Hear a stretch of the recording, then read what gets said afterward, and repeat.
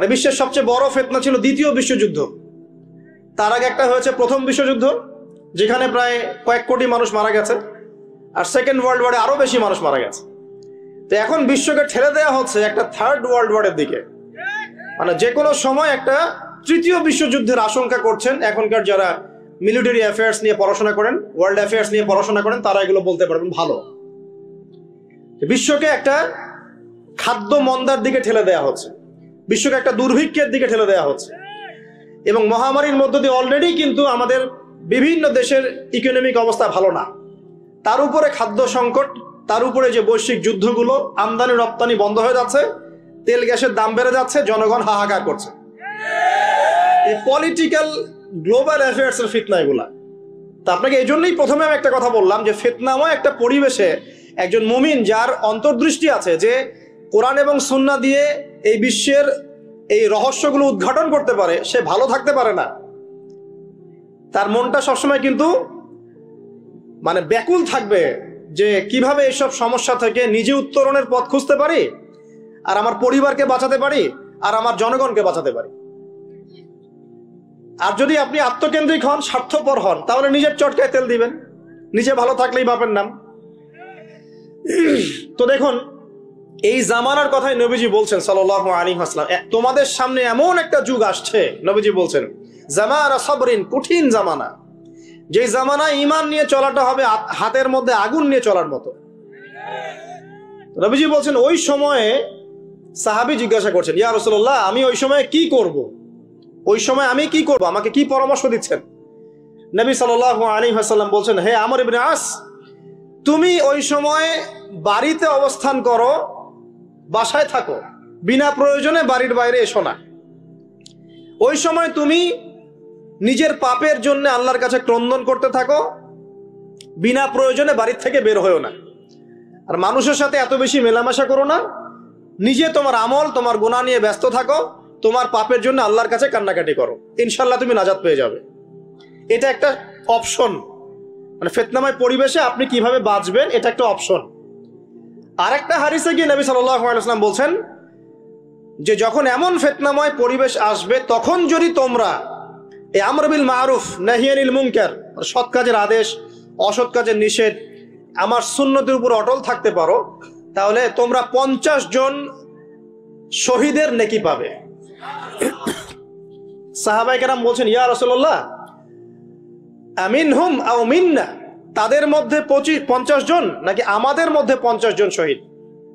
নবী করিম সাল্লাল্লাহু আলাইহি ওয়াসাল্লাম বলছেন, বাল মিনকুম, বরং তোমাদের মধ্যে 50 জন শহীদ। এটা অপশন নাম্বার 2।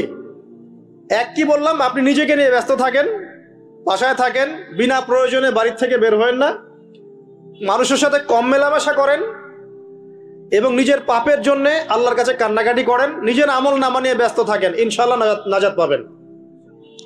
2 নাম্বার, যদি আপনার কাছে আরো বেশি যোগ্যতা থাকে এবং আপনি আরো বেশি সাহসী হন এবং আপনি উম্মার, দেশের জনগণের কল্যাণ কামনা করেন, তাহলে অন্যদেরকেও এই ফিতনাময় পরিবেশে টিকে থাকার ফর্মুলা বলে দেন। এখানে সবর করেন, আমর বিল মারুফ নাহি আনিল মুনকারের কাজ করেন, আল্লাহ পাক আপনাকে ইনশাআল্লাহ 50 জন শহীদ সাহাবীর নেকি দিবেন। আরো অপশন আছে। কি অপশন?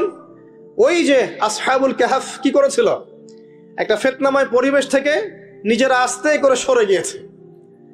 যখন আপনি পরিবেশকে পরিবর্তন করতে আর পারছেন না, দাওয়াত দিয়েও কোনো কাজ হচ্ছে না, মানুষ কথাও শুনছে না, জুলুম নির্যাতন বাড়তেই আছে, টিকে থাকা মুশকিল, তখন তাদের হিসেবের দায়িত্ব আল্লাহর উপর ছেড়ে দেন, আপনি ওখান থেকে ডিসকানেক্টেড হয়ে যান।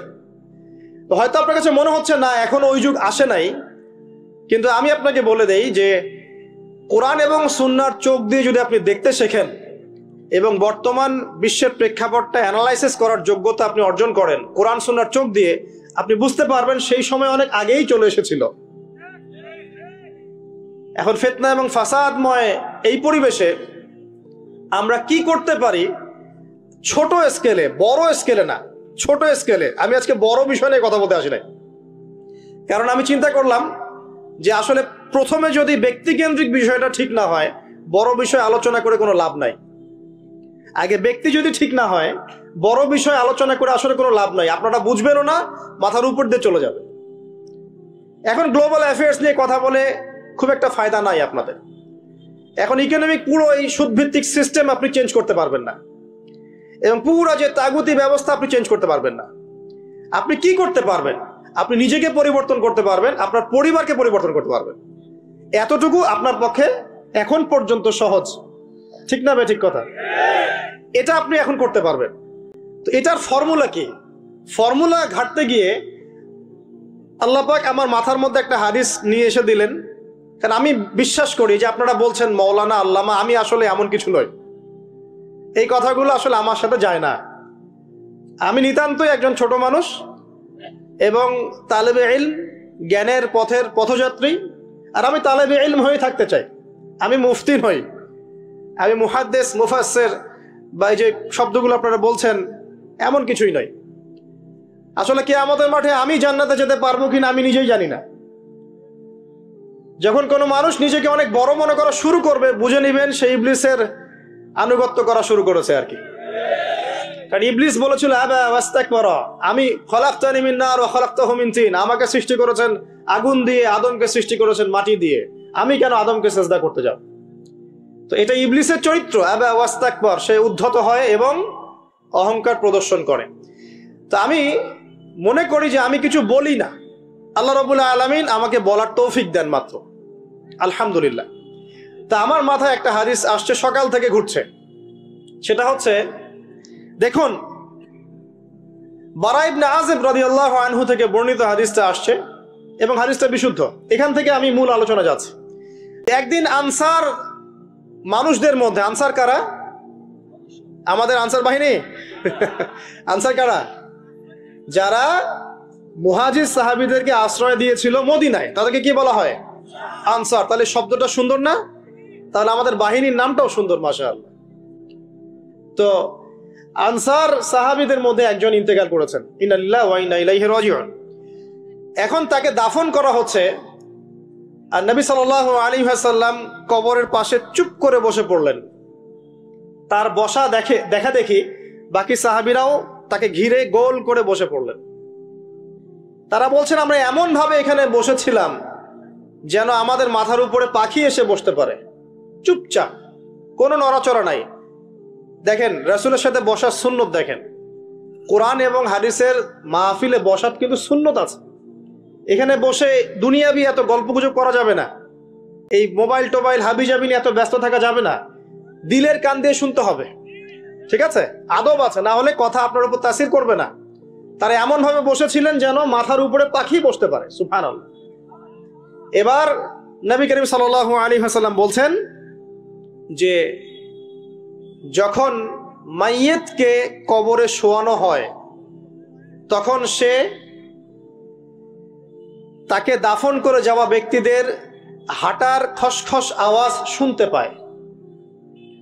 এরপরে তাকে যখন শুইয়ে দেওয়া হয়, সে যদি মুমিন ব্যক্তি হয় তাহলে তার মাথার দিকে তার সলাত এসে দাঁড়িয়ে যায়। দুনিয়াতে আপনি যে নামাজগুলো পড়েছেন, আমি যে নামাজগুলো পড়ছি, এগুলো মাথার দিকে দাঁড়িয়ে যায়। ডান দিকে চলে আসে তার সওম, সওম মানে কি? রোজা। বাম দিকে চলে আসে যাকাত, যাকাত মানে কি? যাকাতের সাথে তো আমরা পরিচিত নই। আমরা ওই যে রাস্তাঘাটে যে দান খয়রাতগুলো ওঠানো হয়, এগুলোর সাথে খুব পরিচিত, তাই না? কত টাকা, কত পয়সা, কি কি গান গড়ে আর টাকা কালেকশন করে না? এত টাকা পয়সা কালেকশন করে আমাকে আর একটা স্বতন্ত্র মসজিদ করতেই হবে জরুরি? খুবই জরুরি ছিল। মানুষের কাছে হাত চেয়ে, হাত পেতে, রাস্তাঘাটে এরকম করে গাড়ি থামিয়ে, তারপরে কি বলবো, সুর করে গান গেয়ে এত টাকা পয়সা কালেকশন করতেই হবে? মসজিদটা আমাকে টাইলস ফিটিং করতেই হবে, এসি মসজিদ করতেই হবে? আমরা এমনও মসজিদ রংপুরে দেখেছি 10 বছরেও টাকা কালেকশন শেষ হয় নাই। 10 বছর ধরে কালেকশন হচ্ছে। আমি ছোটবেলা থেকে দেখছি কালেকশন হচ্ছে, কি বুঝলেন? তো এগুলো আমাদের ব্যক্তিত্ব নষ্ট করে। মুসলিমরা উপরের হাতের মালিক। সারা বিশ্ব আমরা একসময় চালিয়েছি। এই পশ্চিমা সভ্যতা আমাদেরকে কি শিখায়? সারা বিশ্ব আমরা চালিয়েছি। এই আপনার উমাইয়া খেলাফতের সময়ও কর্ডোভায় আব্দুর রহমানের যে শাসন ছিল, কর্ডোভা, স্পেন, পর্তুগাল, এই পুরো জায়গাগুলো পশ্চিমা বিশ্বের, এগুলো মুসলিমরা শাসন করেছে প্রায় 500-600 বছর। ইতিহাস তো আমরা জানিও না, পড়িও না, ভুলে গেছে। ইতিহাস পড়তে হয়। হিস্ট্রি ঘাটলে দেখবেন রাসূল সাল্লাল্লাহু আলাইহি ওয়াসাল্লামের 23 বছরের নববী যুগ, স্বর্ণযুগ, তারপর আবু বকর সিদ্দিকের খেলাফত, তারপর উমর ইবনুল খাত্তাবের খেলাফত, আবু বকর সিদ্দিকের 2 বছর বা 2.5 বছর, উমর রাদিয়াল্লাহু আনহুর প্রায় 10 বছর, তারপর উসমান রাদিয়াল্লাহু আনহুর 12 বছর, আলী রাদিয়াল্লাহু আনহুর প্রায় 2-2.5 বছর, তারপরে হাসান রাদিয়াল্লাহু আনহু 6 মাস, এরপরে উমাইয়া খেলাফত শুরু হলো মুয়াবিয়া রাদিয়াল্লাহু আনহুর হাতে প্রায় 20 বছর।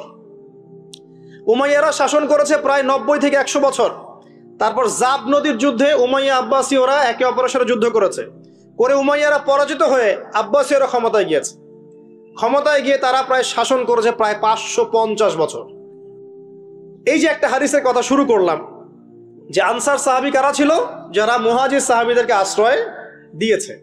এখন এই সাহাবীদের মধ্যে একজন ইন্তেকাল করেছে, তার লাশ যখন রাখা হচ্ছে তখন নবীজি বলছেন মাথার দিকে মাইয়েতের আসে কি সালাত। সালাত মানে কি? নামাজ। 5 ওয়াক্ত নামাজ আজকে থেকে ছাড়বেন? ওয়াদা করেন আজকে থেকে 5 ওয়াক্ত নামাজ ছাড়বো না ইনশাআল্লাহ। একটা হাদিস খালি বলি, মান তারাকা সালাতান মুতাআম্মিদান ফাকাদ কাফারা, মান তারাকা সালাতান মুতাআম্মিদান ফাকাদ কাফারা। আবার শুনেন, قال رسول الله صلى الله عليه وسلم من ترك صلاة متعمدا فقد كفر। আর মুয়াজ বিন জাবাল রাদিয়াল্লাহু আনহু কে নবীজি বলেছেন মান তারাকা সালাতা মুতাআম্মিদান ফাকাদ বারিয়াত মিন জিম্মাতিল্লাহ। যে ব্যক্তি নিজের উপর ফরজ নামাজ ছেড়ে দিল সে কুফরি করলো, সে কুফরি করলো, সে কুফরি করলো। মুয়াজ বিন জাবালকে নবী সাল্লাল্লাহু আলাইহি ওয়াসাল্লাম বলছেন যে ব্যক্তি ফরজ নামাজ ইচ্ছা করে ছেড়ে দিল সে ব্যক্তি আল্লাহর জিম্মা থেকে মুক্ত হয়ে গেল। নামাজ ছাড়বেন প্রিয় ভাই? 5 ওয়াক্ত নামাজ জামাতের সাথে ইনশাআল্লাহ। আল্লাহ আমাকে তৌফিক দেখ, আপনাদের সবাইকে তৌফিক দান করুন, আমিন। জামাত যদি না পান একা পড়ে নেবেন, ঠিক আছে? যদি ঘুমিয়ে থাকেন ঘুম থেকে উঠে পড়বেন, ভুলে গেছেন যখন মনে হবে তখন পড়বেন। ওযু করার পানি নাই, কি করবেন? তায়াম্মুম করবেন। তায়াম্মুমেরও কিছু নাই, আপনার কোনো কাপড়ই নাই, সতর ঢাকার কোনো কাপড়ই নাই, কি করবেন? বসে বসে নামাজ পড়বেন ওই অবস্থাতেই। এটা কোনো মাফ নাই, মানে আপনার ওযু করার কোনো পানি নাই, তায়াম্মুমের কিছুই নাই, কাপড়ও নাই সতরে, তখনও নগ্ন হয়ে বসেই নামাজ পড়তে হবে, মাফ নাই। যখন শোয়ানো হবে মাথার দিকে কি থাকবে? সালাত। তাহলে আমরা যারা ফরজ সালাত এখন আদায় করছি না আজকে তওবা করেন, বলেন আস্তাগফিরুল্লাহ আল্লাযী লা ইলাহা ইল্লা হুয়াল হাইয়ুল কাইয়্যুম ওয়া আতুবু ইলাইহি। হে আল্লাহ, আমরা তওবা করছি, সারা জীবনে যত নামাজ পড়ি নাই এই সমস্ত নামাজ না পড়ার পাপ থেকে তোমার কাছে তওবা করছি। ঠিক আছে? এটা আস্তাগফিরুল্লাহর অর্থ নয়, আমি বাংলায় বললাম। আর যদি নামাজ কাজা করে আদায় করে দিতে পারেন আলহামদুলিল্লাহ, খুবই ভালো হয়।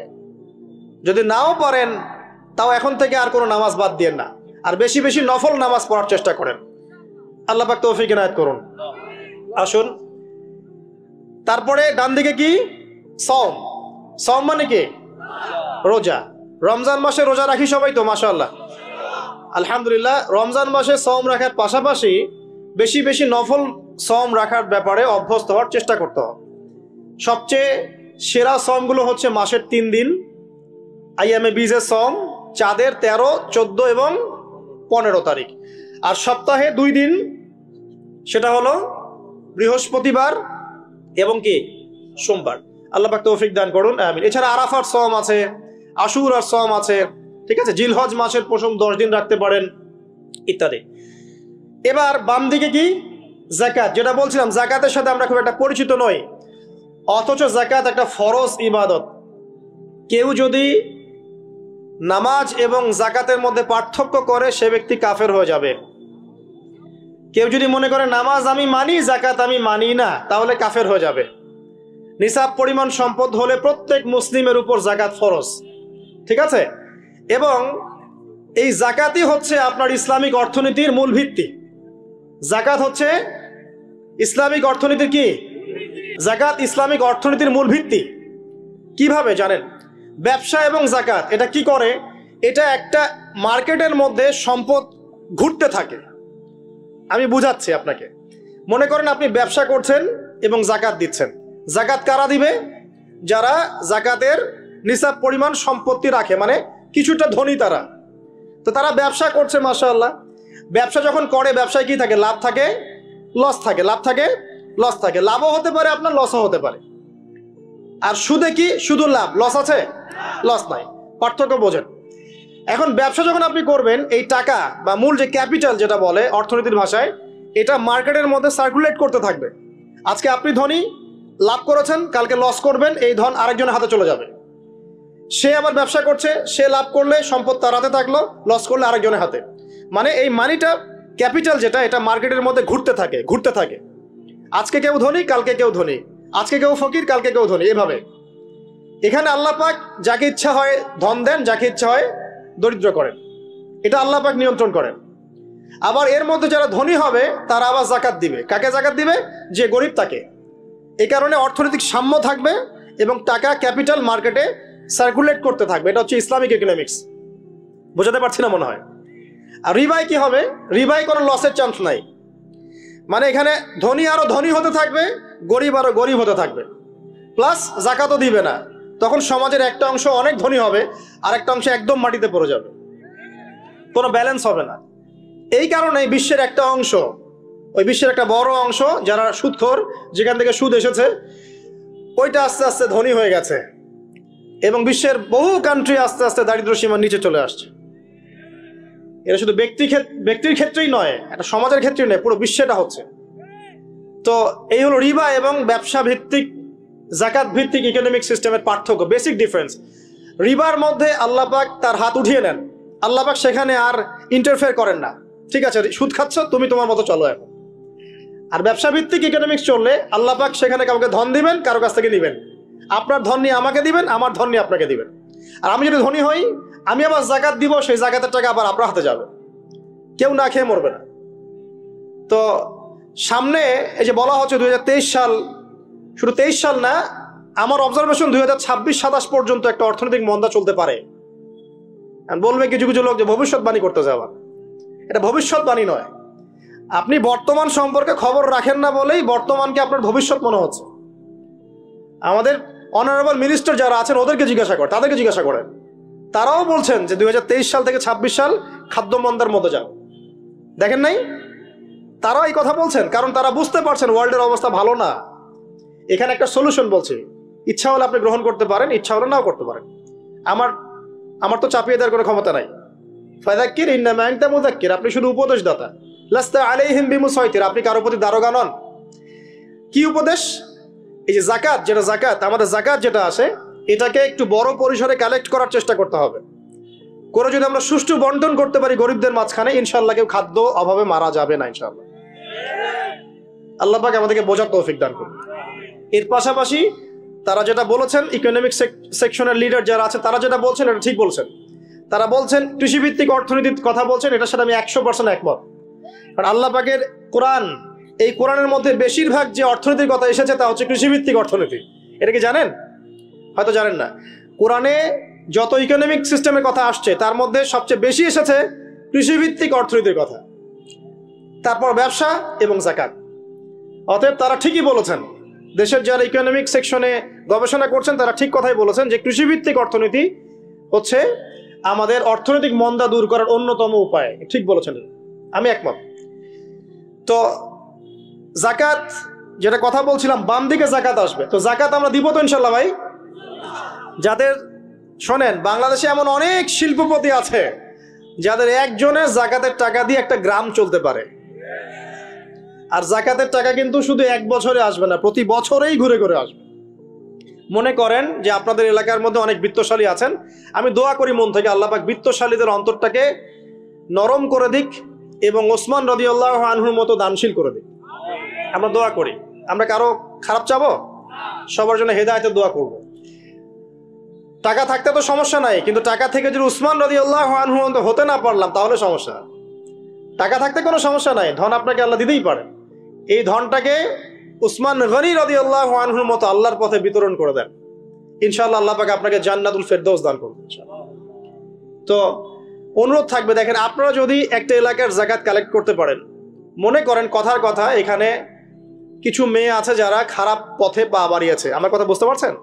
আচ্ছা, এরকম পল্লী অনেক জায়গায় আছে না? 1 বছরের যাকাতের টাকা দিয়ে সমস্ত যৌন পল্লীর মেয়েদেরকে কাজ দেয়া সম্ভব, কর্মে আনা সম্ভব। ওদেরকে কাজের ব্যবস্থা করে দেন, ওরা কখনোই এই সেক্স ওয়ার্কারের কাজ করবে না ইনশাআল্লাহ। কোনো মেয়েই এই কাজ করতে চায় না আমার মতে। কোনো মেয়েই চায় না যে ইজ্জত বিক্রি করে খাবো, কোনো মেয়ে চাবে? কখনো চাবে না। ওকে আপনি ভালো কাজের ব্যবস্থা করে দেন এই যাকাতের টাকা দিয়ে, দেখবেন ইনশাআল্লাহ সে ওই খারাপ পথ ছেড়ে দিয়েছে। অনেক দেখবেন দরিদ্র মানুষ আছে যে পড়াশোনা করার কোনো সুযোগ নাই, টাকা পয়সা নাই, পড়াশোনা করতে চায় কিন্তু টাকা পয়সা নাই, দিনের জ্ঞান অর্জন করতে চায়, দেশকে কিছু দিতে চায়, টাকা নাই, তাকে আমরা হেল্প করতে পারি না? পারি। অনেক মানুষ আছে মাদক দ্রব্য বিক্রি করছে, তাকে বুঝান, দিনের হেদায়েত দেন যে ভাই আমি তোমাকে আরো ভালো চাকরি দিব, ভালো ব্যবসা দিব, তুমি ছাড়বা কিনা? বলবো আমি ছেড়ে দেবো ইনশাআল্লাহ। বুঝালে ছেড়ে দেবে ইনশাআল্লাহ। এই যে মেগা প্রজেক্ট যেটা কথা বলি আমরা, আত্ম উন্নয়নমূলক বলেন, যুব উন্নয়নমূলক বলেন, বা কান্ট্রি ডেভেলপমেন্টের কথা বলেন, এখানে যাকাত একটা বড় শক্তি হতে পারে। তবে এটাকে সুষ্ঠুভাবে কালেক্ট করতে হবে এবং যাকাতের যে 8টা খাত আছে এই খাতগুলোতে সুষ্ঠুভাবে বন্টন করতে হবে। অমুসলিমদেরকেও যাকাত দেওয়া যায়, জানেন? অমুসলিম যদি কেউ থাকে, দরিদ্র, তাকেও যাকাত দিয়ে সহযোগিতা করা যায়। আমরা সহযোগিতা করি না বলেই তো ওই যে পশ্চিম থেকে লোকজন এসে সহযোগিতা করে খ্রিস্টান বানাচ্ছে এখন সবাইকে। আরো বাড়বে দিন দিন, দেখেন। আমরা তো সহযোগিতা করছি না। আপনার পাশে আপনার প্রতিবেশী না খেয়ে মারা যাচ্ছে, আপনি যাচ্ছেন না, এখন তো অন্য কেউ এসে যদি সাপোর্ট করে ও তো তার দলেই ভিড়বে তখন, স্বাভাবিক। এটাই হচ্ছে এখন। আল্লাহ বোঝার তৌফিক দান করুক আমাদেরকে।